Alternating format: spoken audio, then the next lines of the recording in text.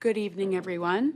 With the time being 6:00 p.m. on Tuesday, December 10th, 2024, I will call this meeting of the Webster School Committee to order and ask that we stand for the Pledge of Allegiance.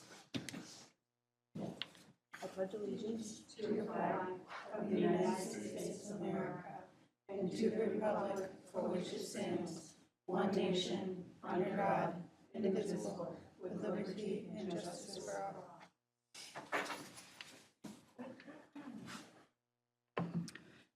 Good evening, everyone. Before we get underway this evening, I just want to take a moment to acknowledge what a heavy couple weeks it's been here in Webster. On Thanksgiving, we lost one of our young members of the district, Lily Jackson, after a long illness. And more recently, just this week, we lost another member of our school community. So I'd like to take a moment of silence.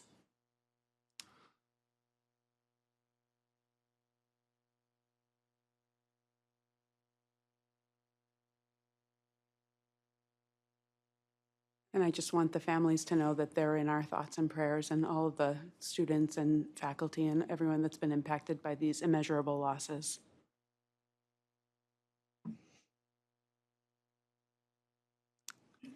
The first item on the agenda this evening is the discussion and approval of the minutes from our November 12th, 2024 meeting. Is there any discussion around those minutes? Hearing none, I'll entertain a motion to approve them. So moved. Second. There's a motion and a second. Desiree, would you please poll the committee? Yes. Yes. Abstain. Yes. Yes, motion passes. The next item on the agenda is the superintendent's report. Good evening, Mrs. Prangeli. Good evening, thank you. To get started tonight, we're going to look at, I'm going to skip over the retirement because I don't see that Ms. Guiney is here yet. She was supposed to be joining us this evening. So we will jump over to new hires. I'm happy to say we have a few new hires, all of them at Park Ave. We have Miss Leah Dufault, an ABA at Park Ave Elementary, Elaine Bean, who is a paraprofessional at Park Ave Elementary, and Samantha LeMay, an ABA at Park Ave Elementary. Would like to welcome them to the team. It has been a difficult couple of weeks, but we are a strong school community. Park Avenue is a strong team, and we are here to support everybody, and I am sure as we'll get through this together. So we'll move forward. But I welcome these new members to our team. I'm happy to say we have no resignations at this time and no transfers at this time. We still continue to have those additional positions that we've been carrying for some time. We are slowly filling our paraprofessionals and our ABA positions. And we continue to look for positions for the high school to fill. I will move on unless there's any questions about positions. No, personnel. On instructional leadership, I had in my report that this coming Friday, on December 13th, the Associate Commissioner of Education, Dr. Shami Curry, will be visiting Webster. She did call me today to cancel her visit. So we are rescheduling. We are looking at a couple of dates and at the end of January, early February. So we will get back together with her. She did have a conflict and sends her apologies, but she will be out here visiting us after the first of the year. And it looks like that we'll be touring all buildings. Last year she came, she visited middle and high school. But was interested in what the work that was going on at Park Ave. So in our conversation today, I asked her if she'd like to see all schools. So we're going to visit and tour all 3 schools, and then we'll come back here and have a discussion about where our school district is going. Whoops, I just went ahead a little too fast. Since our last school committee meeting, we've had multiple walkthroughs and DILT meetings. Our walkthroughs focus on gathering trends across the district, like I've reported in the past. After the second walkthrough, we sent some feedback out to the staff, and I put a copy of that feedback in your packet for you to read, so you can see what kind of information we're sending out to our staff on a regular basis. We have our curriculum director here tonight, Ms. Debbie Rivera, who's going to give a report on the instructional work that is happening with our district leadership team across the district. And we have a little presentation. I did put a copy in your packets. We're not going to spend a ton of time on that, but as a visual, we'll just go through it real quick. Thank you, Debbie. Possible. There has been a lot of work. Sorry about that. Thank you, Mo. And as I was saying, there has been a lot of work that we have been doing as part of our DILT work or District Instructional Leadership Team.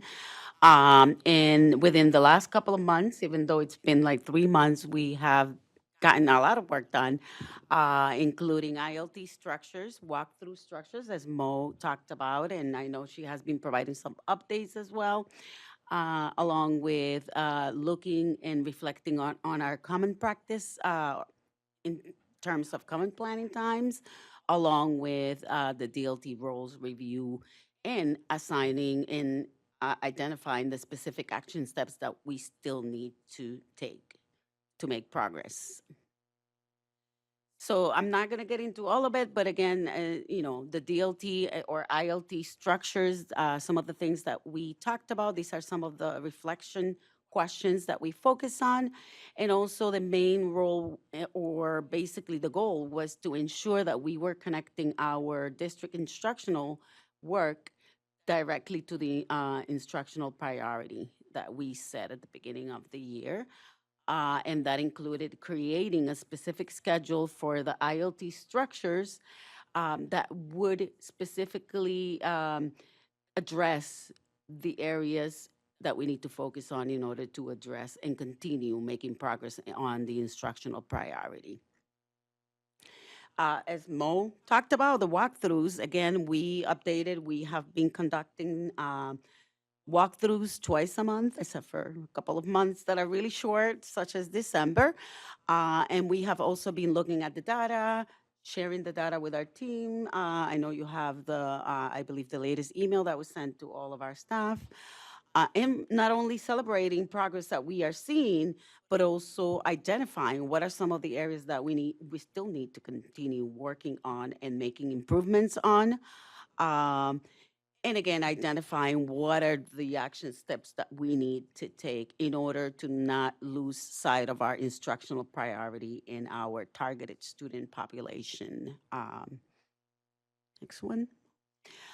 And then again, one of the most recent areas that we have been focusing on has been on creating common practices in terms of common planning times or grade level planning times. And again, ensuring that we have not only the structures, but that we are always going back to our instructional priority, and also how do we connect the walkthrough data and address those specific areas of growth and opportunity to the common planning times. And that is still a work in progress, but we have seen some areas of adjustment, including ensuring that or adding common planning times for most teachers at this time. And I know that in the high school, they added additional common planning times as well. And again, one of our most recent meetings, DILT meetings, we took a look at our DLT roles, where we are currently, and we also worked on identifying what are the action steps that we need to take in order, that we haven't addressed yet, in order to continue going back to our instructional priority, and how specifically we're actually going to monitor our progress.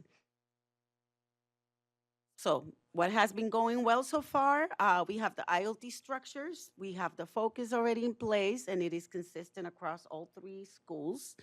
The walkthrough schedule, as Mo has been reporting on, and reviewing of the data is happening and taking place not only during ILT meetings, but also during DILT meetings as well. And again, common planning times, they have been established in most schools for most of the staff. We still have some areas that we need to continue working on, which is on the next slide. Well, the one after this one.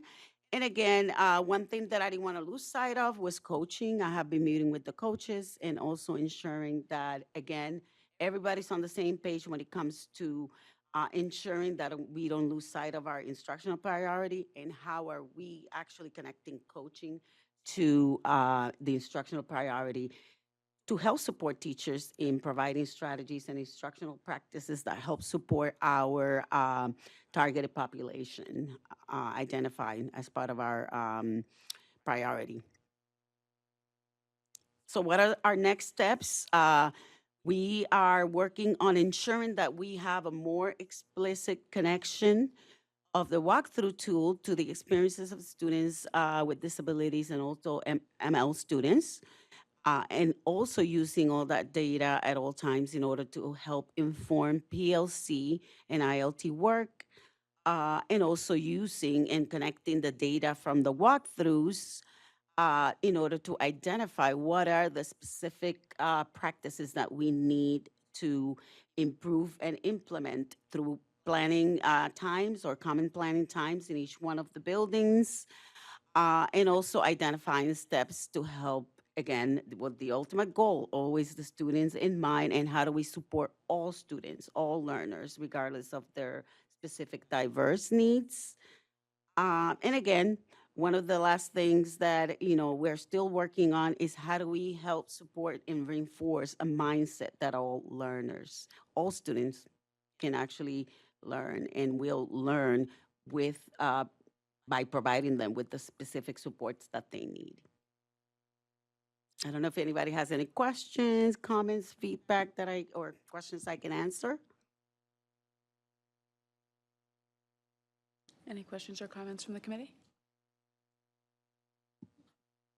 Okay, thank you. Thank you for your overview. There's a lot of work happen, and we're really working on systems and structure, but our focus this year is not just the systems and structure, but the action steps. What are we doing? How are we monitoring that? And making sure that we're following up on what we say we're going to do. We can't just say it, we have to actually do it. So we're working really hard on that this year.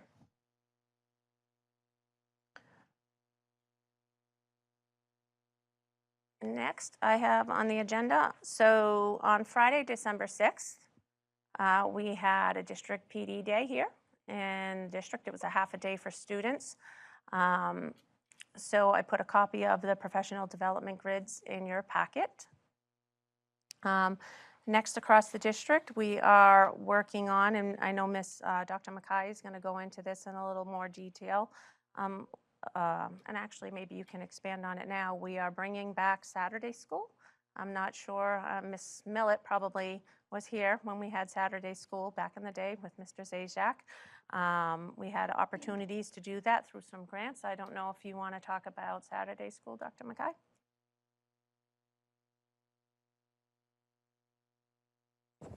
Good evening. So, as you know, Webster is awarded the TAG grant. TAG is the Targeted Assistance Grant that we get from DESE, and that funding targets middle school and high school.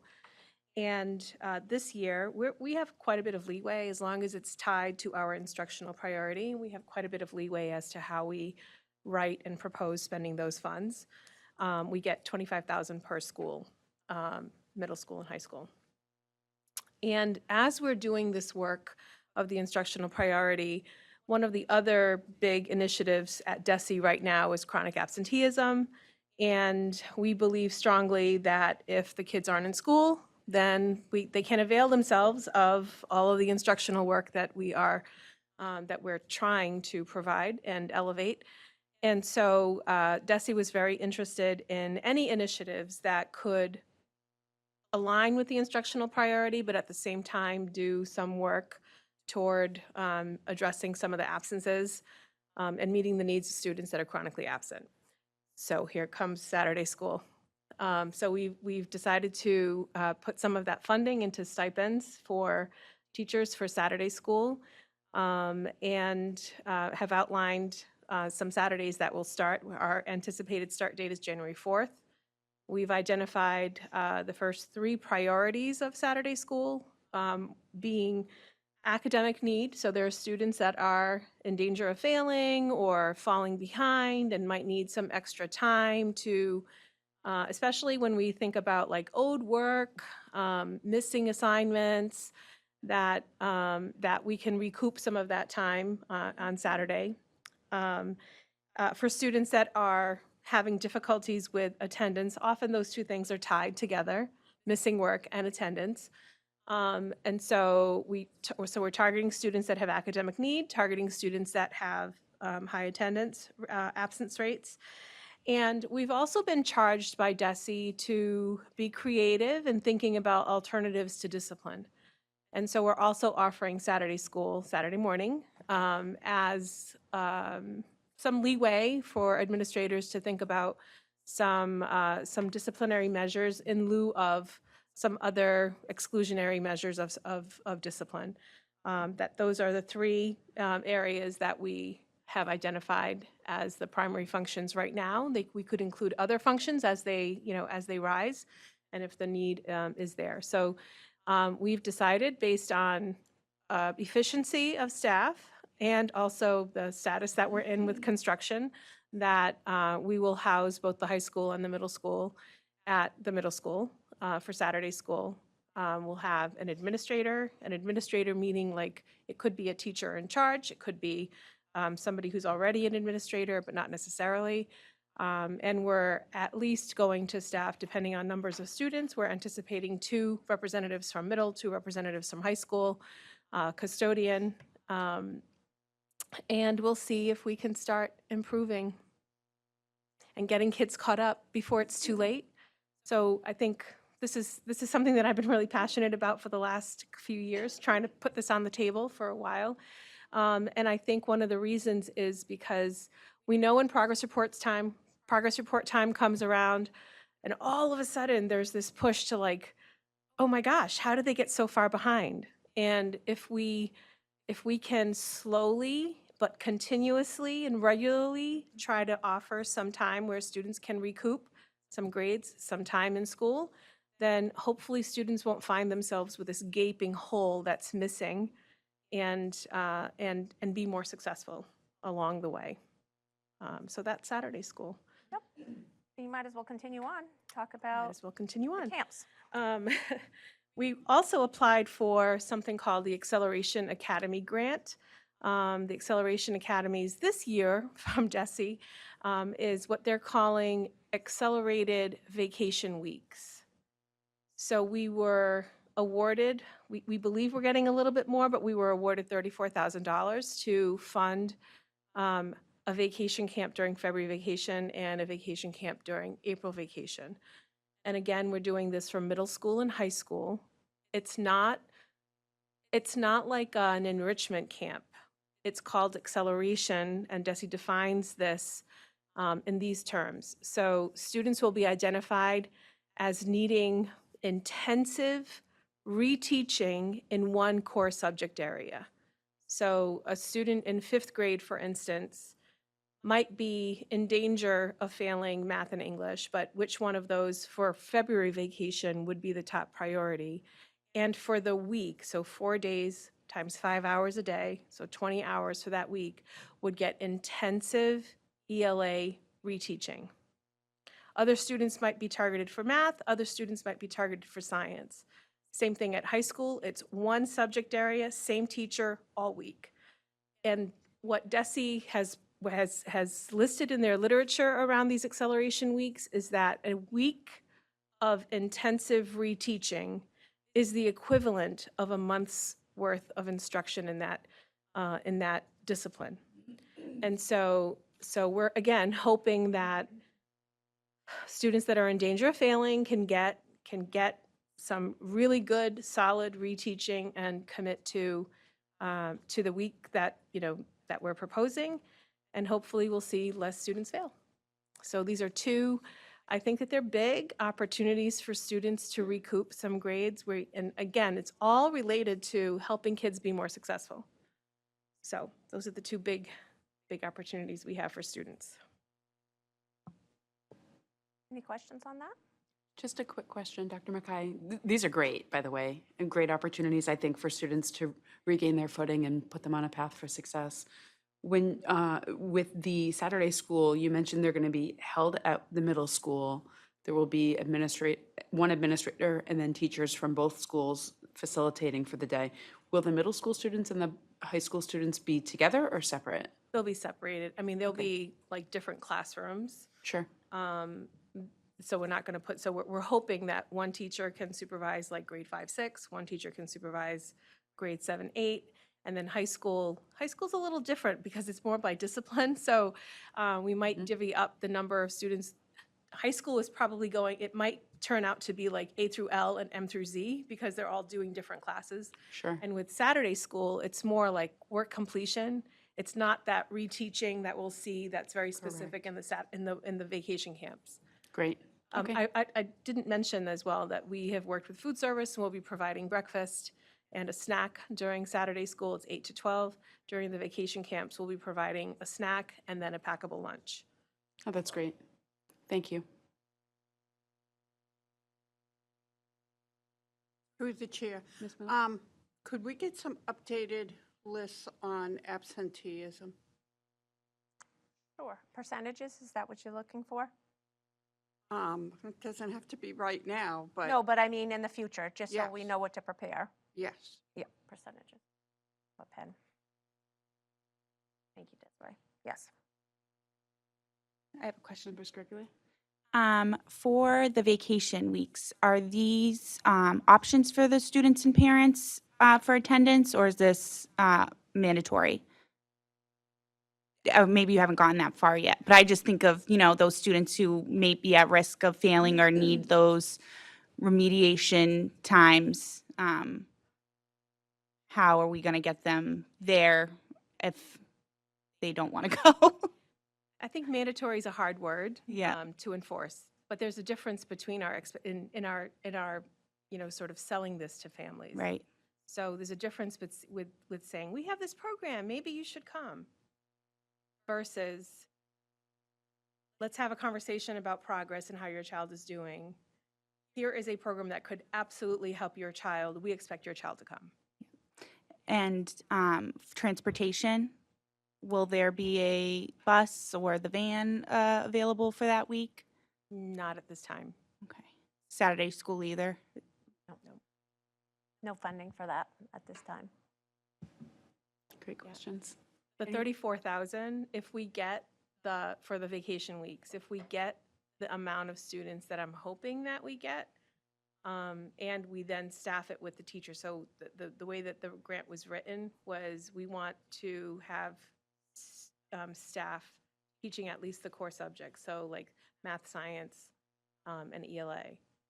And if we have that, and if they're specific by course, then that means at every grade level from 5 through 12, we have to have a 5th grade English teacher teaching English, a 6th grade English teacher teaching English, and so on and so on. That $34,000 really doesn't go a long way when for transportation, but that's where we are. It's great news that we'll have this program. We can get things started and see where we head from there. And I'm sure it'll be a learning year the first year and make some adjustments, but sounds great. Any other questions or comments? All right. Moving on, next thing is our principal search update. As you know, the search committee held interviews the week of November 25th. The committee was made up from 2 teachers, a dean of students, an ABA, 2 parent representatives, central office administrator. We received 16 applications that were reviewed. 4 were chosen to interview. 1 candidate canceled and 3 other interviews were held. The committee decided to move forward 1 candidate, which is our interim principal, Ms. Gianna Neves. We set up for this Thursday, the week of December 12th, in the afternoon from 2:15 for 3:15, for staff to have the opportunity to speak with Ms. Neves and leave feedback. I'd like to thank members of the committee. They were our curriculum director, Ms. Deb Rivera, our teachers Michelle Bigelow and Robert Lopiccolo, Haley Kimball, who is support staff and union representation, Dean Ryan Monod, and parent Adam Reed. So I wanted to thank everybody for their time. It's always multiple times, multiple evenings. There's planning, there's organization that goes into this work. So I wanted to thank them for their participation and their recommendations. And we look forward to finishing up this process. Is there any questions on instructional before I move on to family engagement? No? Okay. There's been a lot of great things going on across the district. I know you have the calendar. You see it's very busy. In November, we had parent conferences at Park Ave and Webster Middle School. I did want to give a shout out to our Innovative Pathways students who attended the Webster Middle School conferences to show off their exciting work and what's going on at the high school and to help promote our pathways. I was thrilled to get a ride on the hoverboard across the cafeteria floor. It's exciting, and the kids are very proud to show off their work. So I want to thank them all because this is something they didn't have to do. This is something they volunteered to show up and do. So I'm really happy to have them there and participate in that. Also in family engagement, we have been contacted by 2 of our selectmen who are looking to expand their engagement in our community, specifically with a focus on engaging our Spanish-speaking community. So I'm happy to report that Dr. Mackay and I will be meeting in the upcoming weeks to see how we can partner and assist with that community outreach as we're trying to engage in all parts of our community, not just school community, but engage the larger community. Before I get into the next one, I am happy to say that we have another surprise here this evening. Mr. Carney, do you want to bring in the group? As you know, it is December, and we wanted to have our choir come in and bring in December in an appropriate manner. And I think we're all ready to hear some of their beautiful music. It's been a rough week, so I don't know anything more that could brighten up our week other than this group in front of you. Take it away, Mr. Carney. The holiday spirit, which is one song, and then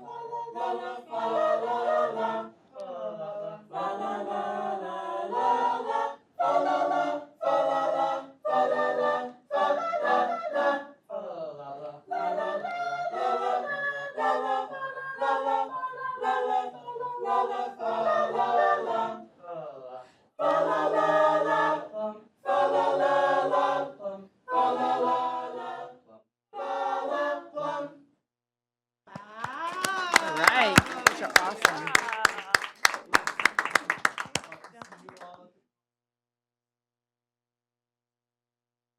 Thank you so much for the preview, and thank you for making our Great night so job. special, everyone. We got Thank to you. benefit from their practice tonight, so thank you so much. Thank you. Thank you all. very much. Thank you. Happy It was great holidays to seeing all of you.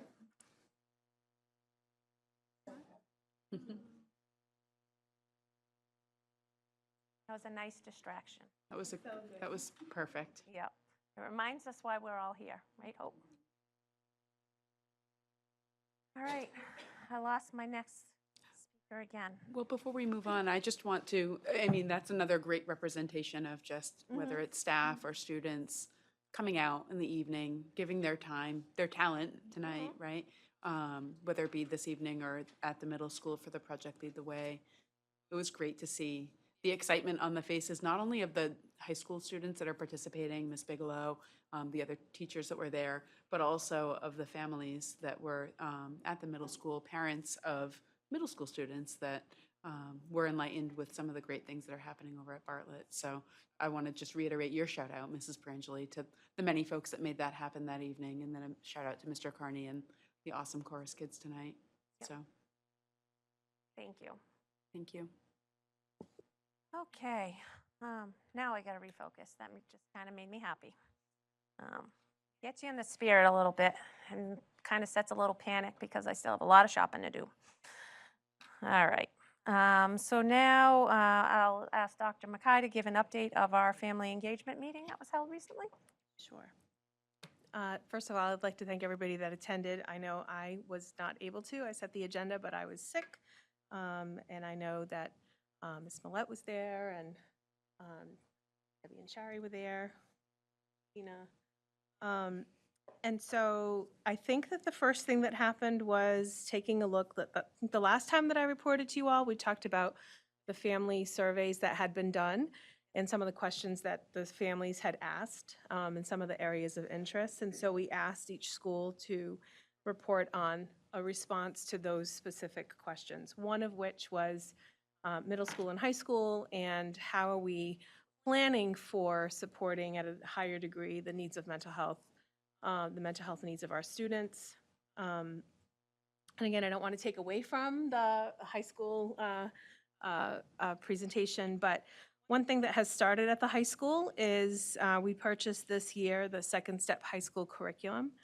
And it is a monthly, like one time a month, the counselors will go into homeroom, and there is a module that they focus on, a theme, and it could be like self-advocacy, self-confidence, it could be sense of belonging, friendship skills. And so there have been two. The third one is happening later on this month before the end, right before we go on vacation. You've already been told about the Bright program at the high school, and so that's another area. We've talked about the SEB Academy, the Social Emotional Behavior Academy that the district is participating in, which will, like our participation in this academy, it's coaching, it's technical assistance, but it will hopefully unite. It's a district team, it's not a school-based team, and it'll hopefully unite a message across the district of how we are sort of merging our PBIS behavioral responses and being more inclusive of social, emotional / mental health responses and interventions for students, those programs being part of that overall MTSS system. The schools have reported that I know Bartlett has reported building in some surveys after family meetings to try and get additional feedback from families, sort of to build on that two-way communication with the purpose to confirm that the attendance protocol specifically at the high school is communicated clearly, the parents understand the takeaway, that the goal is to have students attend school more. At middle school, Bright is also a presence at middle school, and the counselors do go into the classrooms once a month to do a lesson on current need, and they also provide newsletters. Schools also reported on how it is that they communicate with families. Each school, and I'm not going to repeat everything that was said at the meeting, but each school has also reported at school committee meetings their efforts, thinking about Mrs. Pugliafico's family listening sessions that she's talked about was one of the examples. And all of the different ways that they are trying to incorporate more information to families.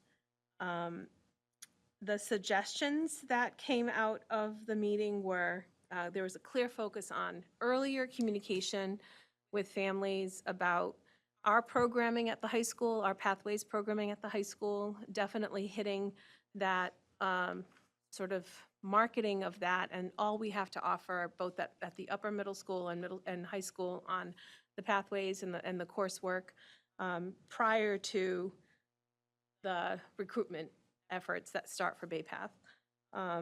And also, we will be determining who per school will be the contact for publicity. I know that in more recent weeks, we've had some things posted in some of the media across town, but we'd really like to have a contact for each school so that we know when there is an opportunity for some marketing or publicity that we have a contact person. And one of the suggestions, another suggestion that came out was the increased efforts for community service and really thinking about ways to get our kids into the community, to get the community volunteering with us as well. So each school will be thinking about how to incorporate that.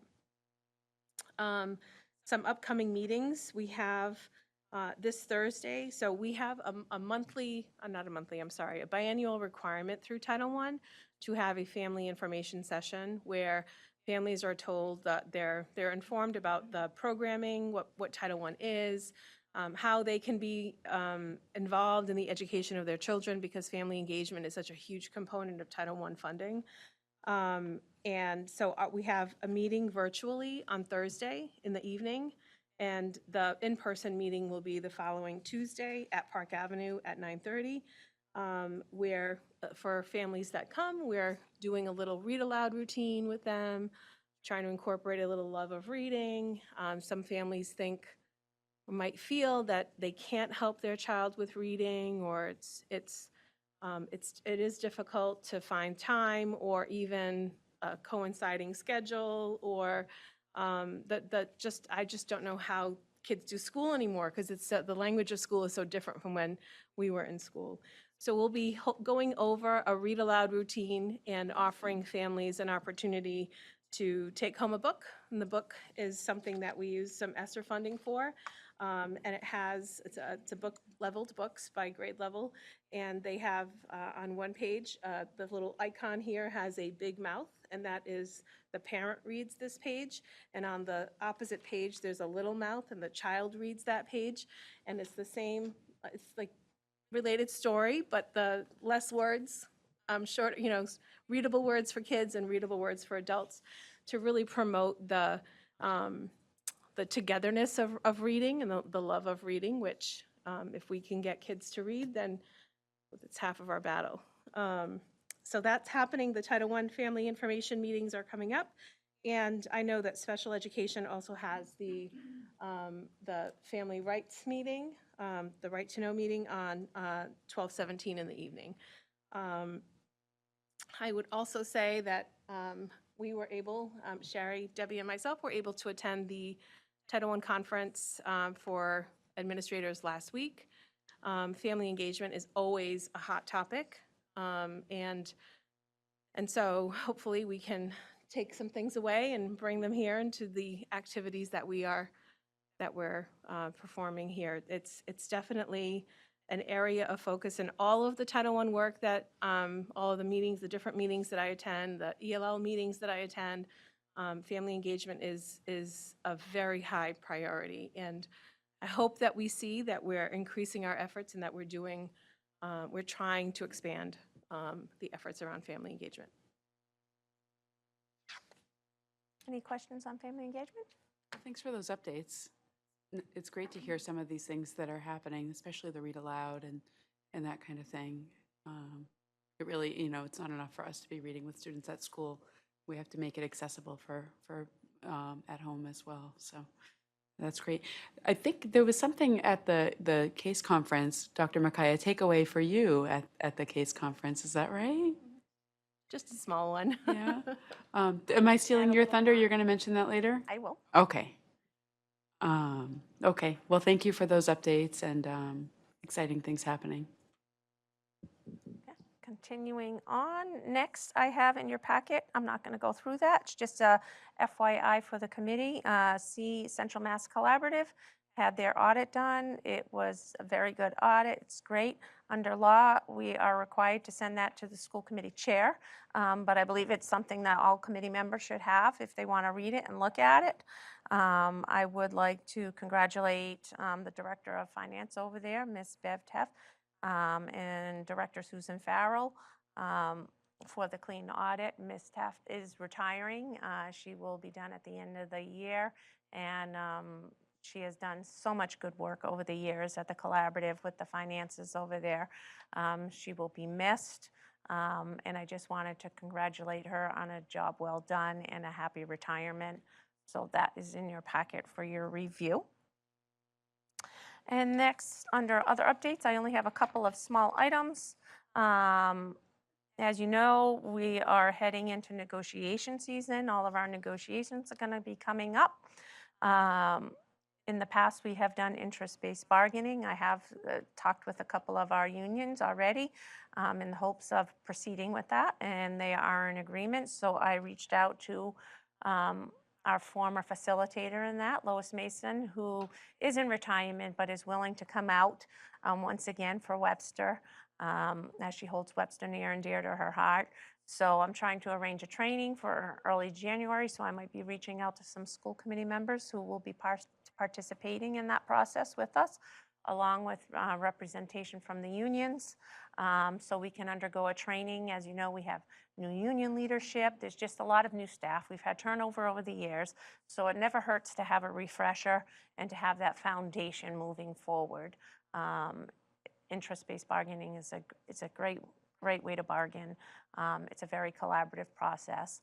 And so I think the training would be helpful to support us going into negotiation season. So I will be reaching out to you then, once we get definite dates. We are continuing with our budget meetings. We have one this week.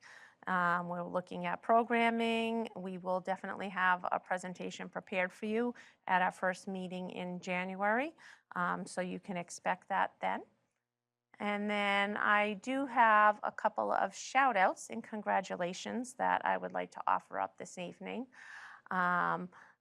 Timing is everything. I was hoping Miss Kate would be available at the next meeting to come with Miss Peterson, but I hope you've all seen the article on the Webster Times front page.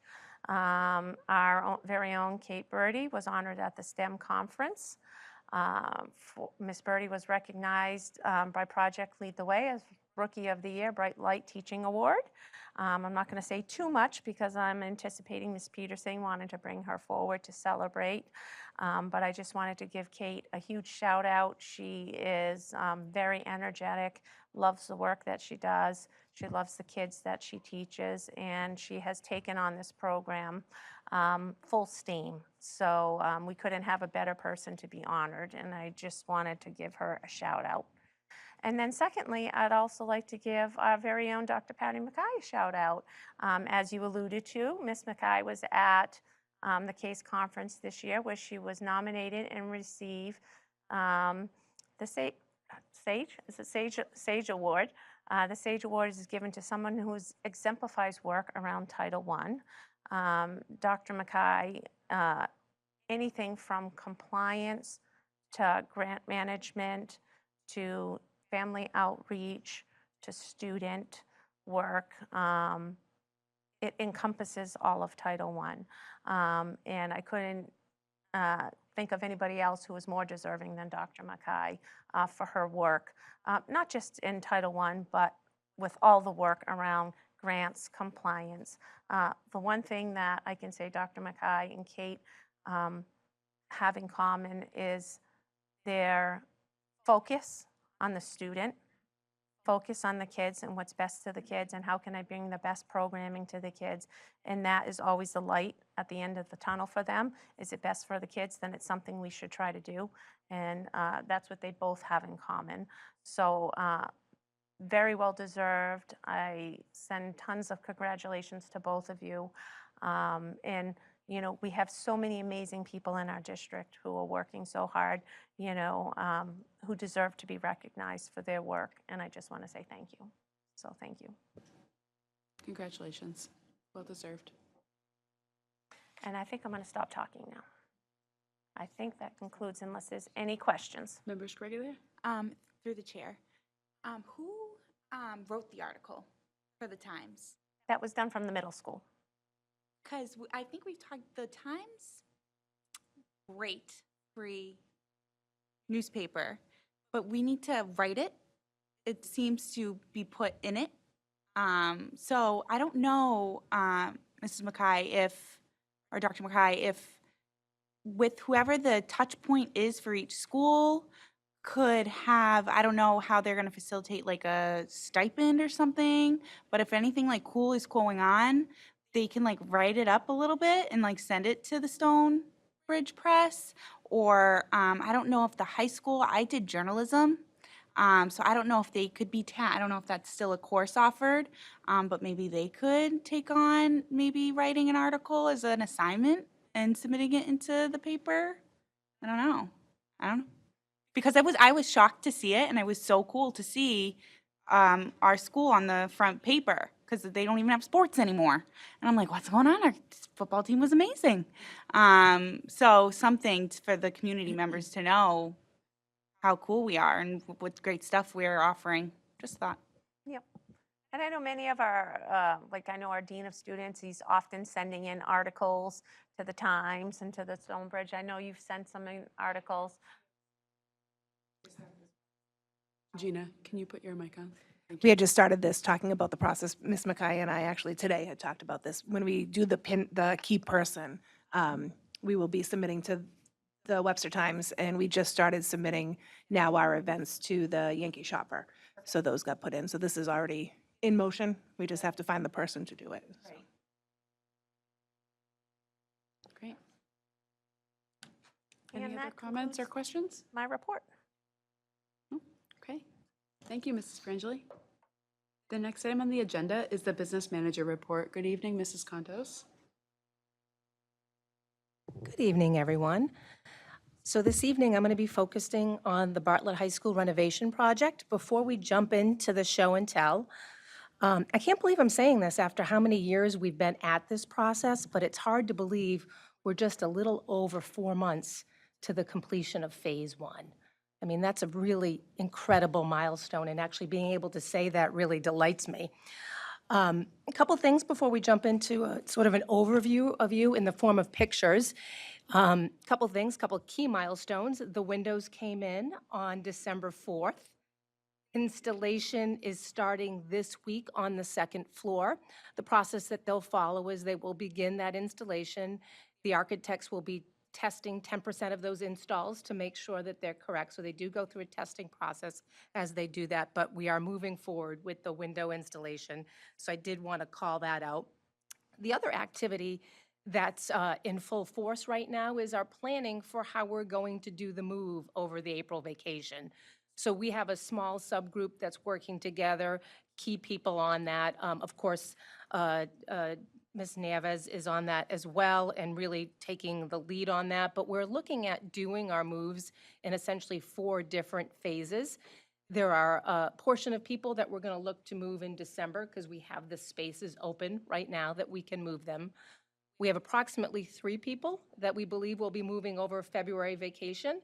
That does have a dependency because that would be us moving our main office and main entrance into what is known as the nurse's office. So the dependency that we have there is the installation of a new door that has a window panel as well as a release and a camera so that we can see who is there. We're pretty confident, the GC is confident that they can get that done on time, but we're really working with them. And then we have the bigger move over the April vacation, which will consist of, call it 25 people / classrooms. And then in addition to that, we have some big spaces. So we have the whole custodial room where all the supplies are. We have what used to be at one point in time, the typing room a long time ago, the fishbowl. I don't think it was a typing room for a long time, but I'm dating myself. That is storage for all of the athletics. We also have the library and a lot of areas we have to get cleared out. So a lot of activities underway to plan what that looks like. Come the April, oh, and the cafeteria. How can I forget the cafeteria? There's a lot to move there as well. So we are mobilizing people, informing people about, who will be moving when, working with an external mover who helped us as well when we were getting structured in the, and set up in the modulars. So work is in place to know the full scope. We're hoping that we'll have the outside movers actually coming and starting as early as the Thursday before that April vacation, because Friday is Good Friday, so staff won't be here. So we're hoping to get a jump start over the weekend so that people can start coming in on Monday and start getting everything ready. So lots of exciting activity going on. And with that, what I'd like to do is jump into the overview. So last Friday, we did a walk through the section. And what I want to do is just give you some highlights and point out some key points. So we're going to start in the auditorium. What you see in the upper left-hand corner is from the second floor. So this is the view from upstairs looking down onto the stage. This essentially is in the same footprint that it was before, with some modifications to the internal design of the building. So straightforward, you see the stage. And then the other three pictures are giving you a view of the balcony, where the seating will go, as well as where the control room will go. So the control room is actually getting structured and will be in place. That's what you see in the upper right-hand section, that kind of larger slab. In the bottom left-hand corner, over to where you see that guy standing, kind of right behind them is where the elevator is going to be, or the lift within the auditorium itself. So there's actually, for ADA compliance, we actually have a lift in the auditorium. So that gives you a view. So it's kind of exciting. We're going to have, I think we said 120 seats in the balcony. So it's going to be nice to be able to have folks come in and be able to sit both upstairs and downstairs. One thing to know is we will not be making the upstairs available when we open for the last 2 months of the school year, only because we're going to be waiting for some additional work to go on, having to do with some of the lighting and things that they need to install, but we have sufficient space downstairs. Let's move on to the next page. This just gives you a view. If I was on the first floor, what does it look like? So you can see we're kind of behind and under the balcony when that picture was taken. And so work still continues to get that ready to go. I think it's within the next week. They're pouring it. Yep. All right, so outside of the auditorium, and I will tell you, walking through this section, I had to continue to remind myself where I was because it is so different. And so there'll be 2 sets of staircases, one inside the auditorium, one outside of the auditorium. So on the right-hand side, you see the staircase that'll be inside the auditorium if you want to go between upstairs and downstairs. And then there's another set of staircases on the left. So the staircase that you may remember, if you came in at the main office, you take a quick right and go upstairs, that will no longer exist. This will be the staircase that you'll use to go upstairs. All right, so here's another thing to ground ourselves on is we always think of that section and everywhere through this building as having one hallway.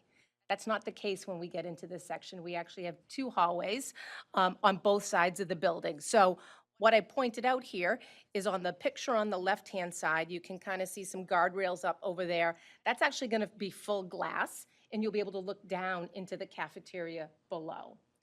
On the right-hand side, I can't remember if the assistant principal's office is right behind me or in front of me, but it's right by there. And then as you look down that hallway, that's all classrooms. The left-hand side, we also will have some classrooms there as well, but I'm also pointing out you can also look down into the cafeteria again.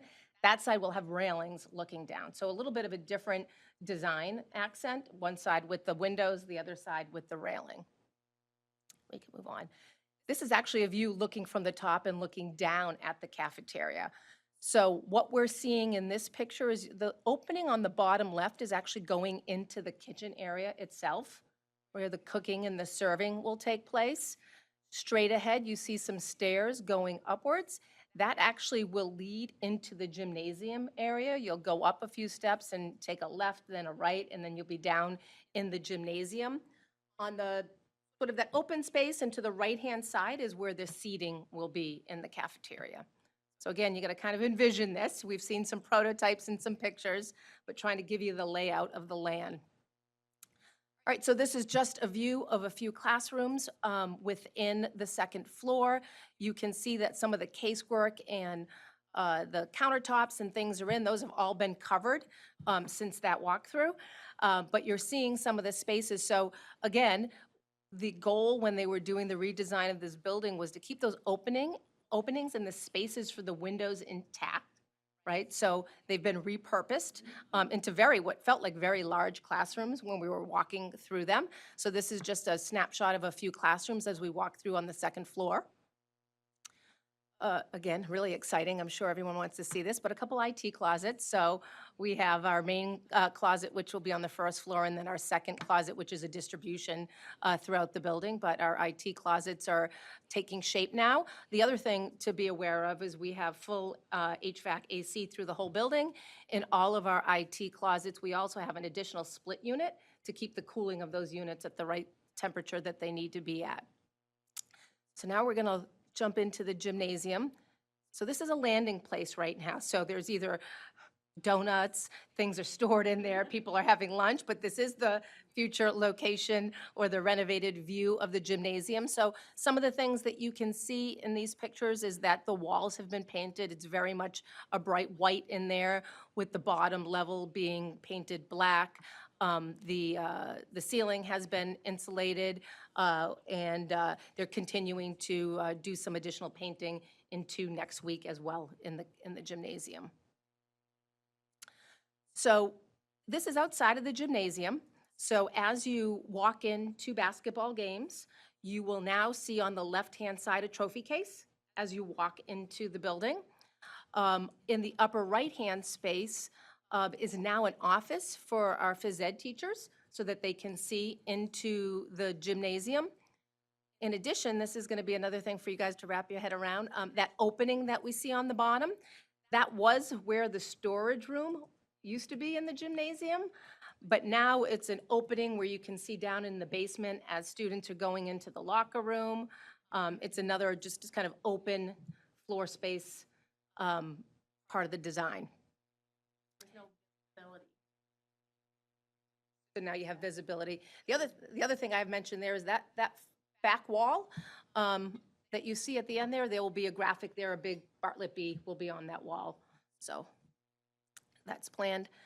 Some views of what our basement mechanical room looks like. So still covered in the bottom right are our 2 brand new boilers, which I can't wait to get those up and running. We have the pumps in the upper right-hand corner, some of the electrical panels, and other supporting mechanical equipment. The basement footprint is very large.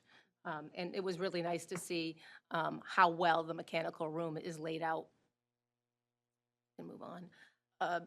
Get another preview of the locker room. So when you get down there, we are seeing on the left and right-hand side where the lockers will go. You can see it rise a little increase in the elevation there. That's the main hallway when you basically go down the stairs to the locker room, and then you take a right, and then there's this long hallway of either locker rooms and or getting to the mechanical room or the elevator that's downstairs. This, in the middle, this is the access to the rooftop. Again, more mechanical units up on the rooftop. We weren't able to walk fully around up on the roof. It was a little icy and slippery, so we kind of kept ourselves just to what we could see. But if you drive by, you can actually see a lot of those units if you go around the campus. And now we're moving into the cafeteria itself. So I gave you the view from up above, but this is the view from on the first floor itself. So the top picture on the left-hand side is with the kitchen to my back and looking into where the seating will be for the students. So those 2 large openings will be windows. The one on the left-hand side is a storefront window, so it'll be a completely clear glass door as well as a window around it. Along that back wall, from a seating standpoint in the cafeteria, will be countertop seating for students in addition to tables so that people can sit and eat their lunch over there. The right-hand side is actually to my back at that point would be where the teacher's lounge is kind of behind me from this view. On the left-hand side is that window that I just talked about, the storefront window. So you're getting the side view from that upper left-hand picture. The bottom 2 are actually now looking from the cafeteria and looking up at those 2 spots that I pointed out when we had the hallway pictures up on the 2nd floor. Kitchen area still hasn't taken full shape yet, so it's really hard to give you a full view of what it's gonna look like. But we will have that taking shape over the next couple weeks. It's a little bit of when you get into the kitchen area and you get into the receiving area, it's a little bit of a maze in that area. A lot of turns and corners, but the kitchen is taking shape as well. In that far back corner is where the walk-in freezers will go. And here's a view of our new elevator. That's the view from the 1st floor, and then also from the basement, which leads, to the mechanical room and to some storage area in the basement. And I think that's what it ends with. So the message is we're still on schedule. We actually had a school building committee meeting last night, continuing to report to be on schedule. We also awarded the technology procurement and integration contract.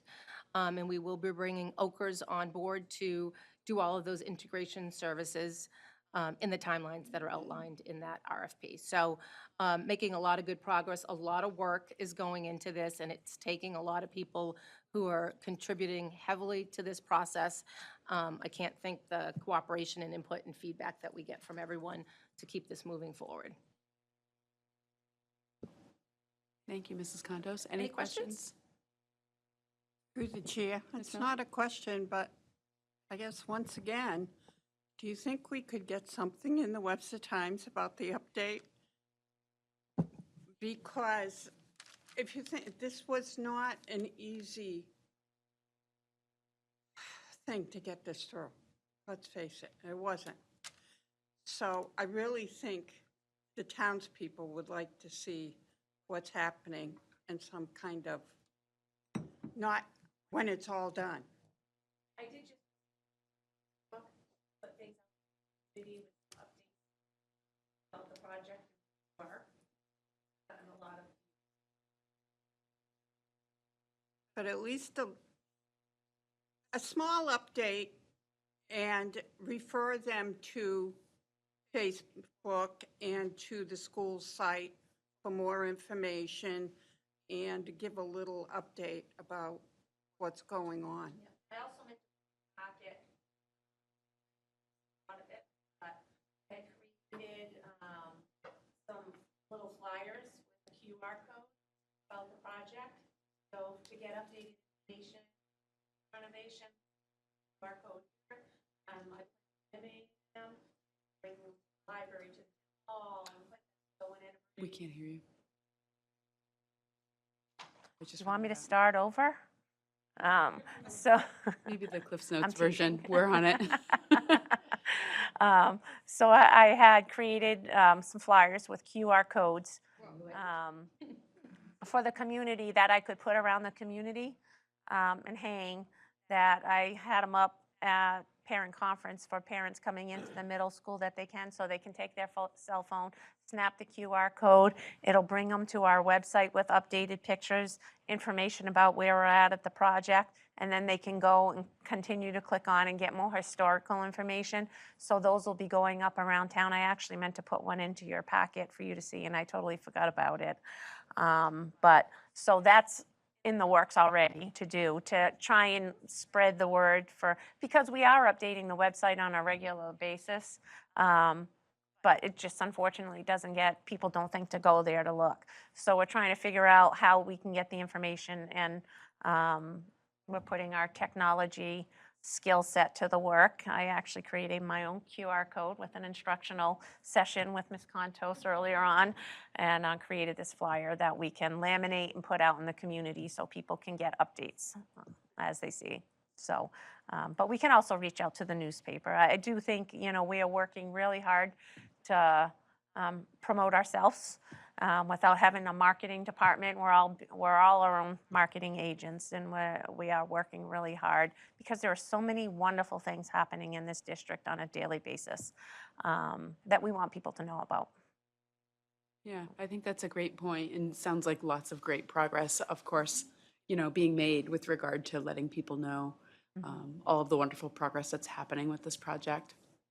I agree that, whether it be the newspaper or something like that. It's just another avenue. There are many folks in town likely that are, you know, contributing their tax dollars to this project that would want to see the project and the status and may not be on social media. So I think that's a great avenue. And then in addition to that, maybe, you know, similar to what we did at parent-teacher conferences, engaging the middle school parents and students who are looking to their future and where they're going to be going to high school and want to know all the wonderful things that are happening here. So really good progress already being made there. Thank you.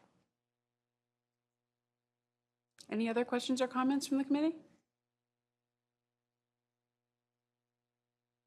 No? Okay. Thank you for the updates and for the photographs especially. It really makes it real, I think, when we can see what's happening.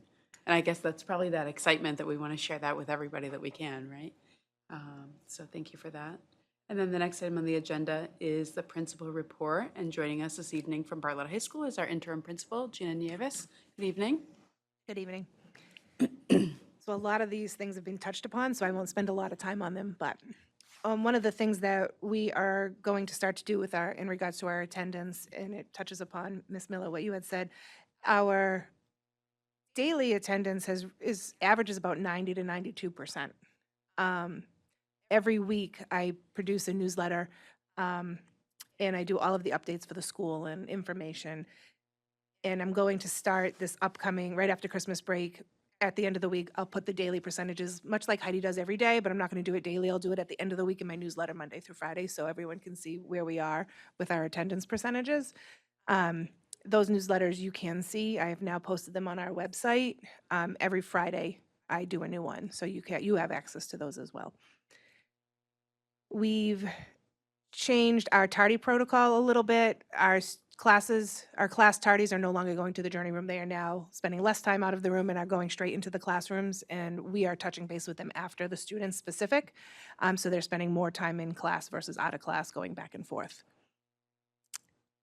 With that said, our new adjustment counselor has stepped into helping our journey program really focus on the data collection, who's coming out of class, how often they're coming out, when they're coming out, time of the day, really focusing on the why, so we can spend more time on, you know, the specific interventions for these students to get them back in the classroom and be successful, not just, you know, come out because I need a timeout and, you know, not have the reasons why behind it and how to get them back. So we're working on that. She's already dived into that. She's been on board for maybe a month or just under a month, and she's taken full control over the data piece and diving into that. We talked about common planning time and restructuring our time at the high school. We have now secured common planning for all of our teachers to work with the subjects that they teach with. And that's going to go full into effect after Christmas, but we were able to get it into our schedule and move things around so all of our teachers will have time to work with the other teachers teaching the same subjects as they are. We've done a lot of work with our innovation pathways. I know a couple things were mentioned today. In regards to our brochures, they're now out in all of our schools. They're here in central office. There's been a suggestion to put them at the library in town, so we will do that. We had some students at the middle school present that night, like they had mentioned. Our monthly senior scoop meetings have started. It's where students that would want to get that assistance inside to plan for college and what they want to do next. They meet on once a month. Those have started with Ms. Bigelow. On December 12th, so this week, Thursday, we have the Student Solve program happening up at the high school, and that's a mixture of middle school and high school select students from both that were chosen by their teachers, Ms. Birdie, Ms. Gardner, Ms. Bigelow, and all of the other teachers at the high school. And it's a 4-hour virtual design challenge where they'll work together, mixture of high school and middle school students. So that's taking part this week. With the pathways, we have a FinFit fair that's coming up. We'll advertise that as it gets a little bit closer. We do have a spring showcase coming up to advertise for those programs at the high school. The students will be going to Boston for a spring showcase. And we're in the talks of hopefully planning some kind of showcase to not just our PLTW pathways, but our business pathways and our art programs and all of that for the spring, where these kids can get out and have a table and promote who, you know, who they are and what they're doing in classes. So that's on the agenda to start to plan. PBIS is going at the school. We have begun quarterly community meetings to kind of follow that path from the middle school up to the high school. We had our first one on Monday this past week. It was different for the staff to put it back into the teachers' hands to give those awards, those positive awards to the students that they have in class. So it was nice to see the students showcased for their, you know, perfect attendance, their honor roll. Every department nominated students for different events. We did Student of the Month, as well as it gave us the time to reinforce some of the specific things that are going on in the classrooms, not just to hear from admin all the time, but to hear from the teachers supported by us as well. So that was the first one. We'll do it every quarter, just like I said, so they have the same routines from middle school to high school. PBS does have an upcoming event on Saturday from 9 to 11. We have Breakfast with Santa and the Grinch in the cafeteria. It's $5 a person, and that includes the breakfast, ornament decorating, pictures with the Grinch and Santa, and door prizes. This has been posted in the Yankee Shopper already, and the Carol Marchand has also put it on the town websites for us. It's paired, and I'm not going to talk a lot about it because I think Hope may bring up a little bit more, but it is paired with another fundraiser, so I'll let her talk about that when she speaks. Our sports are in full swing right now. Our trials have ended. We had a scrimmage today for basketball. Our first game is Thursday night at St. Joe's for our varsity and JV basketball. And I post all of those in that newsletter every week, so if you want to see the updated, it's there as well. Couple community events. We do have the MIFA Financial Aid Night coming up on December 11th. From 6 to 7:30. We have the winter concert that's paired with the middle school concert. Our students will go on at 7. Our students are going out into the community, into the other schools on the 17th and the 20th to carol for our students in the area nursing homes. And on December 18th, our National Honor Society students are taking part again in the first Honor Bowl since prior to COVID. And that's going to take place at the Uxbridge High School, and it's the other area Swickle schools that are taking part in that. Ms. Davis, what's an honor bowl? So it's much like a quiz bowl. There's questions asked amongst all of the schools, so it's a little competition amongst the other schools in the league. Oh, neat. Yeah, so I haven't been to one. It's the first one I've heard of, but it's a nice thing to get back into. What's the date of that one more time? Sorry. December 18th, and I'm going Oh. to double check that. I believe it's the 18th. Same as the concert. It is maybe? 18th. Yeah, okay. Great. Thank you. Thanks. Thank you for your updates. You're welcome. Any other questions or comments from the committee? All right, lots of great things happening, so appreciate you letting us know about them. The next item on the agenda is our student representative update. Good evening, Hope. Good morning, or good evening. So for updates, I have to start on November 21st, DECA held their mock competition at Nichols. Students went and they if they hadn't attended a Nichols competition, DECA competition prior, it was kind of like an introduction. And it was just to test the waters. We also had our Thanksgiving Spirit Week and pep rally the week of Thanksgiving. And that weekend we had our annual Chicken Bowl against Southbridge, which resulted in the Bartlett win for our football team. We had a senior class fundraiser for butter braids and other baked goods that closed on the 3rd of December. We also had our second Nichols Leadership field trip to Nichols College this past week. And some exciting news was our 2025 junior senior prom theme was announced, and as well as the location. The theme is Once Upon a Time, and it will be held at Pleasant Valley Country Club. We also had Park Ave with the Winter Literacy Night this past Friday. I had volunteered, and it was really fun to watch all the kids switch between classes to classes, but doing activities based on the story that they read.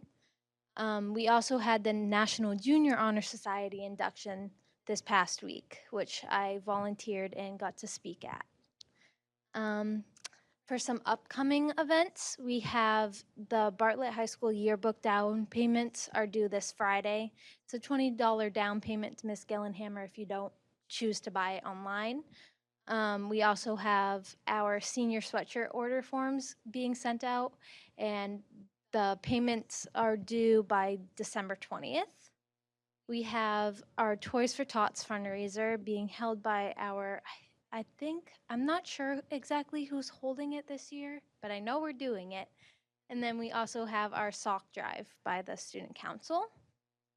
To further fundraisers, we have National Honor Society doing hat and mitten drive. So any hats or mittens that are in good condition or brand new, we're having delivered to a local homeless shelter. We had winter sports tryouts and the seasons have begun. We have this Thursday, the 12th, we have our first home game for basketball. We have a Christmas themed Spirit Week coming up this coming week. And then we have, for students who have gotten permission from select teachers, we have Deck the Doors, which is students ask for permission from certain teachers that they decide and they decorate their door in a festive way. And we kind of have like a little competition and the student body votes to see who decorated the best door. We have, as Ms. Nieves said, we have the Honor Bowl coming up next Wednesday. And then for the fundraiser to further on the Santa and Grinch fundraiser, it's a spin-off of the Haunted Hallways, if anybody remembers that. It's called Holiday Hallways. And it's going to be something similar, but not spooky. And it's also brought to you by the Bartlett High School yearbook. And that's all I have for tonight.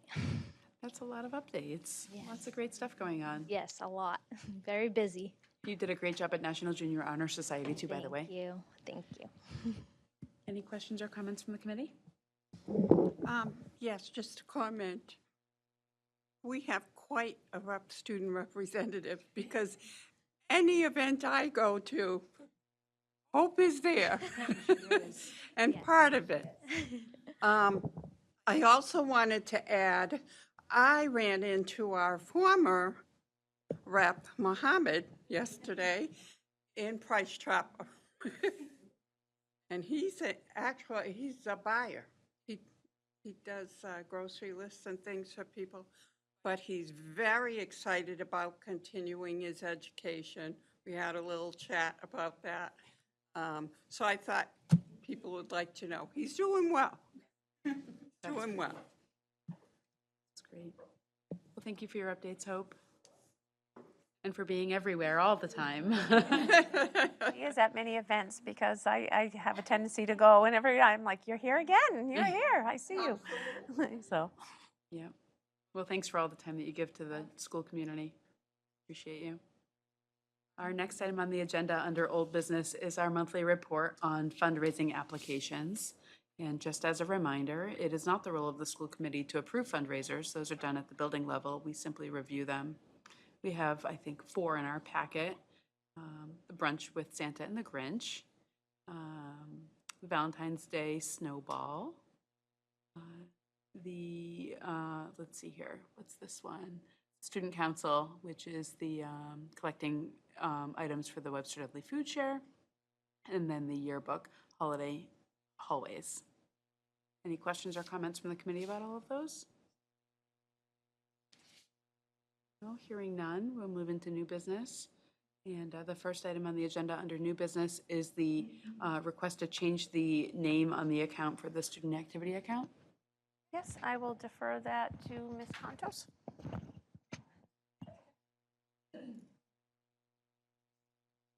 All right, we just have a very simple request for the school committee this evening. Bartlett High School is requesting that we rename one of the accounts within their student accounts.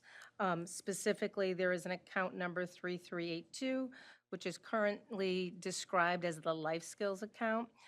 In fact, after some conversations, realized that this really should be labeled as 18 to 22-year-old program. So the request for the school committee is approval to rename this account to reflect what it's really targeted to be used for. Thank you for that explanation, Mrs. Contos. Any questions or comments from the committee about this? Hearing none, I'll entertain a motion to change the student activity account from the life skills account to the 18 to 22-year-old program account. So moved. Second. There's a motion and a second. Desiree, would you please poll the committee? Yes. Yes. Yes. Yes, motion passes. Thank you. You're welcome, thank you. The next item on the agenda is several donations. Shall we take these individually or as a group? I think you can go through as a group if you'd like. Yeah, okay. Lots of donations here, so I'll name them all separately, and then I'll open it up for discussion or questions prior to accepting them. So the first donation that we have to speak of here is a $1,000 donation from the Special Olympics to the Unified Basketball Program at Bartlett High School. We have a $500 donation from Special Olympics to the Unified Basketball Program at Webster Middle School. 25 turkeys from the Greek Church to Webster Middle School. 10 live Christmas trees from Nowak Plumbing to families at Bartlett High School. A variety of toys, games, sports equipment from Novak Plumbing to families at Park Avenue. Park Avenue, excuse me, and the middle school. So lots of generosity here in our community. Absolutely, and I would just like to thank everybody for their donations, and they're dedicated to our school community. As you say, there are just so many generous people out there who are always willing to give and continue to give year after year. So we just want to say thank you for supporting us, our families, our students, our programs. We just appreciate it so much. Thank you. Any questions or comments from the committee? I can't say it better myself, Mrs. Perangeli, so thank you to all of the folks that have made these donations, and I'll entertain a motion to accept them. So moved. Second. There's a motion and a second. Desiree, would you please poll the committee? Yes. Yes. Yes. Yes, motion passes. The next item on the agenda is the discussion and approval of a 1.0 FTE Bright Academic Coordinator. Thank you. I am going to turn this over to our interim director of student support services, Ms. Sherry here. I know she's brought you the Bright program a couple of times this year, talking about what it's doing, and now we need to look for the future of the program and actually getting people on board now. Thank you. Good evening. We're seeking approval for academic coordinator specifically at Webster Middle School. The Bright program was very impressed by our enthusiasm and our participation in developing the program both at the middle school and the high school, that they reached out to us with an offer of funding from the Department of Mental Health. At the high school, we have a dedicated program that has a dedicated academic coordinator and an instructional assistant, along with a part-time clinical support. Webster Middle School, on the other hand, has a shared space, does not have a teacher, and is using a behavioral support person to run both the Journey program and the Bright program. So a couple weeks back, the providers, our consultants at Bright, came to us with an offer of seed funding from the Department of Mental Health. There were some contingencies. They wanted to ensure that the middle school had their own space, and they offered to provide 100% funding for the 1.0 academic coordinator position for this year. Obviously, it'll be prorated, and then 75% for next year, with the hope that the district could continue with the program and provide its own funding. In addition to the funding for the teaching position, they offered some additional funds for professional development and materials and supplies to populate the room and make it really homey and welcoming to our students. Currently, middle school has had 5 students as of this report hospitalized for various reasons. And as of today, even though it's only been a couple of days, we're at 6. So there is definitely a need for students to have a softer return when they return from hospitalizations. And it would be wonderful to have 2 separate spaces to support the mental health and the behavioral needs of the students at Webster Middle School. Any questions? Any questions from the committee? I have one through the chair. Yep, Member Cordelia. Are any of these students also students who receive services through IEPs? Yes, it's not a special education function. It's a Tier 3 general education function, and it is available to students that have IEPs as well. Are there any currently now who are on IEPs who are in the program? At the high school level, yes. At the middle school, I don't have that information at this moment, but yes. Thank you. Any other questions or comments from the committee? It's great that we're able to provide this, as you put it, soft landing for students that are reentering the school. And it only makes sense to have someone dedicated to that program with their own space. So this is great. Yeah, this opportunity with phase funding over the years for us to build that in. Right. You know, with 100% this year and us only having to provide the 25% in next year's budget, it gives us time to help build and support and make sure the program's doing what it's designed to do. Great. Yep. In addition to the salary, they also took into account fringe benefits, like the health benefits that needed to be paid for it. So it's a very comprehensive offering for funding. That's wonderful. If there's no further discussion, I'll entertain a motion to approve an additional 1.0 FTE as a Bright academic coordinator at Webster Middle School. So moved. There's a motion and a second. Desiree, would you please poll the committee? Yes. Yes. Yes, motion passes. The next item on the agenda is a review, transfer, signing of warrants, bills, payroll, and vouchers. Before we go into signing mode, there is a, well, you have the amount on the warrant here again. I always think that it's going to be a transfer, so we can go into signing mode. Thank you, guys. Thank you.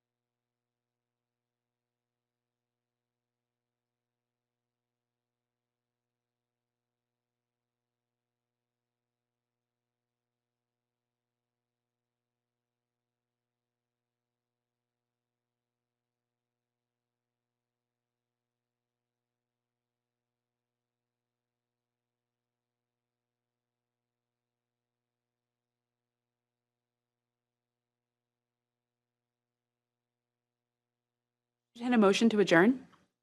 So moved. There's a motion and a second. Desiree, would you please poll the committee? Yes. Yes. Yes. Yes, meeting adjourned. Good night, everyone.